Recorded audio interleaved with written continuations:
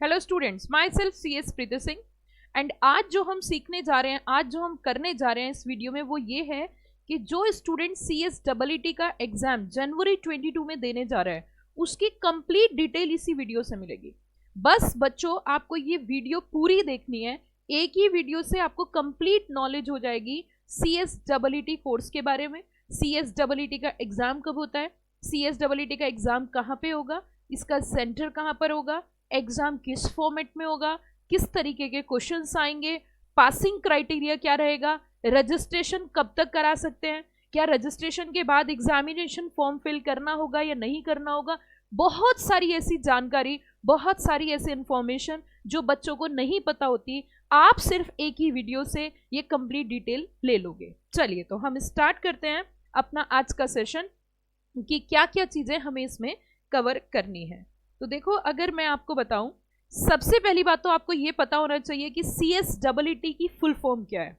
तो इसकी full form है CS एग्जीक्यूटिव एंट्रेंस टेस्ट। जो भी बच्चा CS करना चाहता है उसको ये एंट्रेंस कंपलसरी है, प्रोवाइडेड अगर आप ग्रेजुएट हो और आपका एलिजिबिलिटी जो है, आपकी रिक्वायरमेंट पूरी है, आपकी परसेंटेज पूरी है। तो उस केस में अगर आपकी परसेंटेज अच्छी है तो उस केस में आपको CSEET एग्जाम्प्ट है। और आप अगर पोस्ट ग्रेजुएट हो, ग्रेजुएशन के लिए मैंने अलग से बहुत सारी वीडियो बना रखी हैं, तो वो आप देख सकते हो। तो सबसे पहली बात, CSEET की जो फुल फॉर्म है वो है CS एग्जीक्यूटिव एंट्रेंस टेस्ट। ये बात हमें समझ में आ गई मैम बहुत ही अच्छी तरीके से कि इसकी full form CS executive entrance test है। उसी के साथ साथ बहुत सारे बच्चों को एक कंफ्यूजन हो सकता है कि मैम पहले ना फाउंडेशन हुआ करता था। मैम पहले क्या होता था, फाउंडेशन होता था। तो मैं आपको बता देना चाहती हूँ कि फाउंडेशन पूरे तरीके से खत्म हो चुका है। CS फाउंडेशन अब बिल्कुल भी नहीं है। अगर कुछ पुराने बच्चे हैं जो पहले CS कर रहे थे या CS बन चुके हैं, वो कई बार बोल देते हैं CS फाउंडेशन आपको करना है, लेकिन आपकी अपडेट इन्फॉर्मेशन के लिए मैं बता देती हूँ, आज की डेट में CS फाउंडेशन पूरे तरीके से खत्म हो चुका है और उसी की जगह रिप्लेस करके CSEET आया है। पहला क्वेश्चन हमारा ये रहता है, मैं क्वेश्चन भी मैं ही रेज करूंगी और आंसर भी मैं ही दूंगी। पहला क्वेश्चन बच्चों का ये हो सकता है कि मैम ये जो CSEET का जो एग्जाम होता है, ये सब्जेक्टिव होता है या ये ऑब्जेक्टिव होता है। पहला क्वेश्चन मैं खुद ही रेज करूंगी, मैं खुद ही स्टूडेंट बनूंगी और खुद ही टीचर रहूंगी। तो आपको क्वेश्चंस जो आपके क्वेश्चन हो सकते हैं वो मैंने सेल्फ क्वेश्चन जनरेट किए और मैं उनके स्टेप बाय स्टेप रिप्लाई करती जाऊंगी। तो पहली बात मैं आपको बता देना चाहती हूँ कि CSEET का जो पेपर होता है वो MCQ बेस्ड होता है, MCQ पैटर्न पे होता है। उसमें किसी तरीके का कोई सब्जेक्टिव रोल नहीं है। इट मीन्स पूरा का पूरा पेपर जो है वो सब्जेक्टिव नहीं होके MCQ बेस्ड है, MCQ पैटर्न के बेसिस पर है। दूसरा क्वेश्चन बच्चों का हो सकता है कि मैम इसका जो पेपर होता है इसमें टोटल कितने पेपर होते हैं, मतलब हमें कौन कौन सा सब्जेक्ट पढ़ना है और उसका किस तरीके का क्वेश्चंस आएंगे और टोटल हमें कितने मार्क्स लाने हैं पास करने के लिए। तो मैं आपको बता देना चाहती हूँ, इसके अंदर टोटल 4 पेपर होते हैं। पहला पेपर बिजनेस कम्युनिकेशन, दूसरा पेपर लीगल एप्टीट्यूड और लॉजिकल रीजनिंग का कॉम्बिनेशन है, तीसरा paper economic and business environment है एंड फोर्थ पेपर आपका करंट अफेयर्स है। इट मीन्स अगर हम पेपर की बात करें तो बिजनेस कम्युनिकेशन में बहुत सारी चीज़ें इसमें बताई गई हैं कि बिजनेस कम्युनिकेशन क्या होता है, क्या किस तरीके से कम्युनिकेशन करना चाहिए, लिसनिंग स्किल्स क्या होती हैं, कुछ इस तरीके की चर्चा इसमें आपको देखने को मिलेगी। अगर नंबर ऑफ क्वेश्चंस आप देखो तो बिजनेस कम्युनिकेशन के टोटल 35 क्वेश्चन आएंगे और वो 50 मार्क्स के रहेंगे। इट मीन्स अगर मार्क्स की बात करें तो टोटल 50 मार्क्स का रहने वाला है और टोटल क्वेश्चन कितने आएंगे बच्चों, 35 क्वेश्चन आएंगे। दूसरा पेपर आपका रहेगा legal aptitude and logical reasoning. इसमें कुछ लॉ का पोर्शन है और कुछ लॉजिकल रीजनिंग है। लीगल एप्टीट्यूड में बड़े सारी चीज चैप्टर्स कवर है, जैसे कि कॉन्ट्रैक्ट लॉ है, टॉर्ट है, कंपनी लॉ है, उसी के साथ constitution of India, element of company secretaries legislation है। इस तरीके से दोनों पेपर को मिला के, दोनों सब्जेक्ट को मिला के एक ही पेपर का मिशन बना तैयार किया है और इसमें भी आपके 35 क्वेश्चन 50 मार्क्स में आएंगे। तीसरा पेपर आपका रहेगा इकोनॉमिक एंड बिजनेस एनवायरनमेंट, जिसमें इकोनॉमिक्स एक सब्जेक्ट रहेगा और साथ में बिजनेस एनवायरनमेंट का एक मिश्रण है, कॉम्बिनेशन है। बिजनेस एनवायरनमेंट में कुल 3 चैप्टर इन्होंने दिए हैं, जैसे कि बिजनेस एनवायरनमेंट के बारे में बताया गया है, दूसरा इसमें कुछ इंस्टीट्यूशंस के बारे में बताया गया है, तीसरा इसमें कुछ गवर्नमेंट की नए नए इनिशिएटिव्स जो हो रहे हैं, जो गवर्नमेंट नए नए इनिशिएटिव्स लेके आ रही है एंटरप्रेन्योर को आगे बढ़ाने के लिए, जिसे एंटरप्रेन्योरशिप सिनेरियो बोलते हैं। ऐसे करके तीन चैप्टर एनवायरमेंट में और रेस्ट ऑफ द इकोनॉमिक्स का पोर्शन है, जो कि आपका 35 क्वेश्चन आएंगे 50 मार्क्स में। उसके बाद फोर्थ पेपर अजीब और गरीब, अच्छा बुरा कुछ भी बोल सकते हो, आपका है करंट अफेयर्स, जिसके 15 क्वेश्चन आएंगे 20 मार्क्स में। इट मीन्स 170 मार्क्स का आपका ये इस तरीके से आपका पेपर रहेगा। एंड रेस्ट, अभी खत्म नहीं हुई कहानी, रेस्ट जो होगा 30 मार्क्स का वाइवा वॉइस होगा, जो कि 15 मिनट्स का होगा वाइवा वॉइस, 30 मार्क्स का आपका वाइवा वॉइस रहेगा।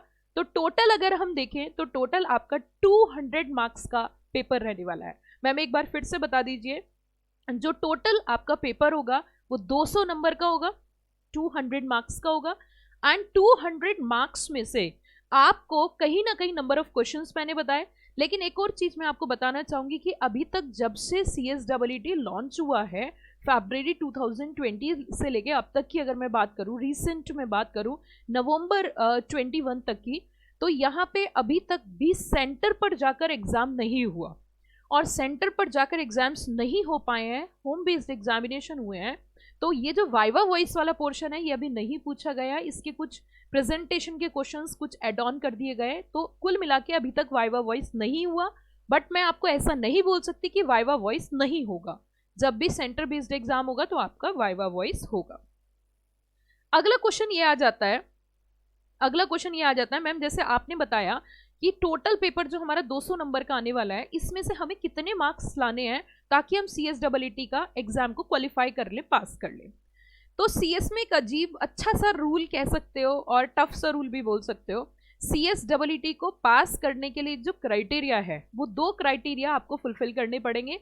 पहला, आपका हर एक पेपर में कम से कम 40% मार्क्स होने चाहिए और ओवरऑल एग्रीगेट जो है वो 50% होना चाहिए। फिर दोबारा से मैं अपनी बात रिपीट करना चाहूंगी कि अगर बच्चा CSEE का एग्जाम दे रहा है और उसको पास करना है, क्वालिफाई करना है, तो पास होने के लिए कम से कम मिनिमम 40% पर पेपर होने चाहिए और एग्रीगेट मार्क्स जो है वो 50% होने चाहिए। मैम सीधा बता देती हूँ कि 200 नंबर का पेपर है, 100 नंबर मिनिमम चाहिए पास होने के लिए और पर सब्जेक्ट 40% होना चाहिए। ओके, तो आपका ये भी डाउट क्लियर हो गया। फिर से रिपीट करती हुई जा रही हूँ, MCQ बेस्ड होगा, 4 पेपर आपके अलग अलग मैंने बताए वो होंगे, नंबर ऑफ क्वेश्चंस मैंने बताए, पासिंग क्राइटेरिया जो होगा 200 नंबर का है, टोटल 200 में से 100 नंबर लाने हैं और हर एक पेपर में 40% होना चाहिए।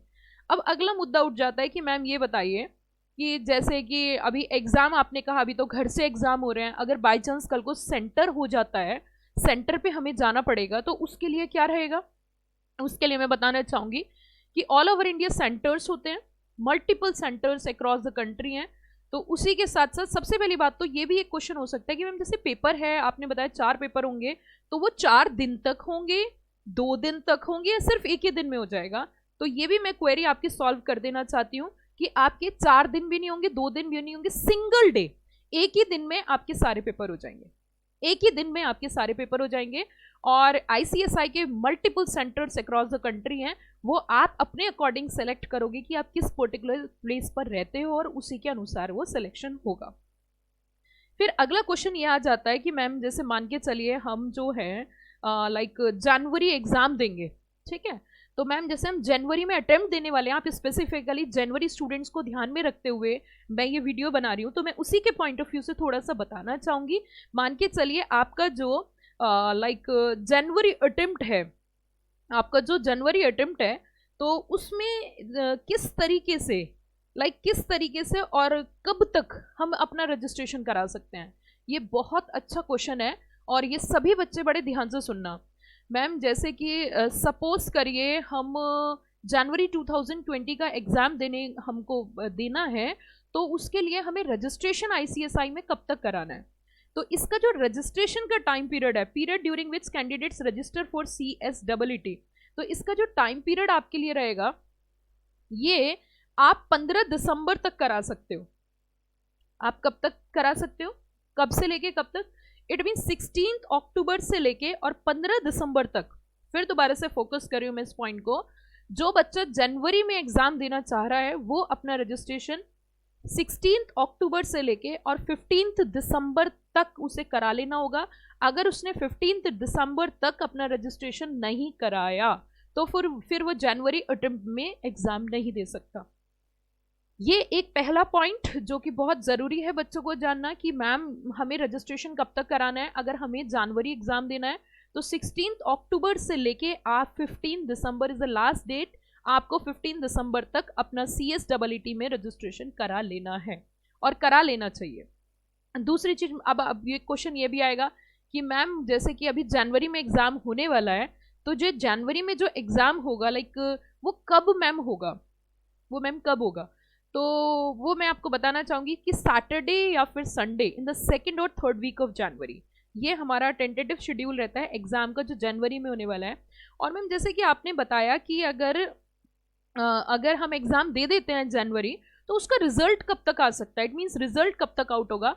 तो रिजल्ट आपका आउट होगा 4th वीक ऑफ जनवरी तक, maximum to maximum that is the 4th week of January तक आपका रिजल्ट जो है वो आउट हो जाएगा। ओके अब अगला क्वेश्चन, एक और एडवांस क्वेश्चन सुनिए कि मैम अगर हम जनवरी अटेम्प्ट में क्वालिफाई कर लेते हैं CSEET तो फिर जून और दिसंबर में 2 बार एग्जाम होते हैं एग्जीक्यूटिव के, मतलब जब 2nd लेवल में आप पहुंच जाओगे तो उसके 2 बार एग्जाम होते हैं। एक होते हैं आपका जनवरी सेशन में, एक होता है आपका जून सेशन और एक होता है आपका दिसंबर सेशन। तो जून और दिसंबर साल में 2 बार पेपर होते हैं और एग्जीक्यूटिव में 2 ग्रुप होते हैं, 2 ग्रुप। स्टूडेंट की अपनी चॉइस है, वो पहले एक ग्रुप दे सकता है या फिर दोनों एक साथ दे सकता है। अगर कोई बच्चा जनवरी 2022 में अपना CSEET क्वालिफाई कर लेता है तो वो 31 जनवरी तक, अगर 31 जनवरी तक अपना रजिस्ट्रेशन करा देता है तो वो सिंगल मॉड्यूल जून वाला दे सकता है। इट मीन्स जनवरी में क्वालिफाई किया, फैब मार्च अप्रैल मई 4-5 महीने उसके पास रहेंगे, उसमें वो प्रिपरेशन करके जून में भी अपना एक ग्रुप के लिए एलिजिबल हो सकता है। Got the point? ये रही हमारी कुछ ऐसी बातें जो मैंने आपको बताई। उसी के साथ साथ ये तो कुछ नॉर्मल चीजें हैं। MCQs मैंने आपको बताई दिए किस तरीके के MCQs आते हैं, 2 मार्क्स एंड ऑल दैट, ये सारी चीजें हमने कर लिया। अब अगला मुद्दा आता है रजिस्ट्रेशन प्रोसेस का। रजिस्ट्रेशन प्रोसेस की बात करें तो रजिस्ट्रेशन प्रोसेस जो है वो बहुत सिंपल है। आप सीधा www.icsi.edu की साइट पर जाओ एंड उसी के साथ साथ वहाँ पर स्टेप नंबर 2 होगा, आपको उसमें रजिस्टर फॉर CSEET डालना होगा। उसमें अपनी बेसिक डिटेल्स फिल करो, उसमें qualification detail, fee detail and उसमें कुछ मैंडेटरी डॉक्यूमेंट्स होते हैं वो आपको अपलोड करने होते हैं। आप सेल्फ अपना रजिस्ट्रेशन घर पर भी कर सकते हो। Then click on confirmation application, then payment mode selection और उसके बाद आपकी ट्रांजैक्शन ID जनरेट हो जाएगी जो कि भविष्य में आपके रेफरेंस के लिए बहुत काम आएगी। जब आप पेमेंट कर दोगे तो उसके बाद आपके पास एक इंफॉर्मेशन आएगी, आइदर द मेल और SMS on a registered mobile ID। जो भी आपने ईमेल ID या फिर नंबर है उस पर आपका इंफॉर्मेशन आ जाएगा कि आपका रजिस्ट्रेशन हो चुका है, मुबारक हो मुबारक हो मुबारक हो। उसी के साथ में थोड़ा सा ये भी बताना चाहूँगी कि ऐसे कौन कौन से डॉक्यूमेंट्स हैं, वो कौन कौन से डॉक्यूमेंट्स रहेंगे जो कि आपको कंपलसरी अपलोड करने हैं।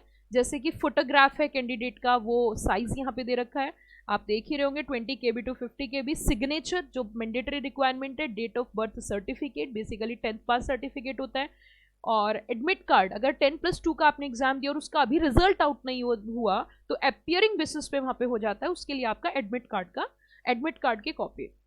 कैटेगरी सर्टिफिकेट, अगर आपको फीस कंसेशन लेना है, आइडेंटिटी प्रूफ, आधार कार्ड, पासपोर्ट, वोटर ID, इसमें से जो भी आप लगाना चाहते हो।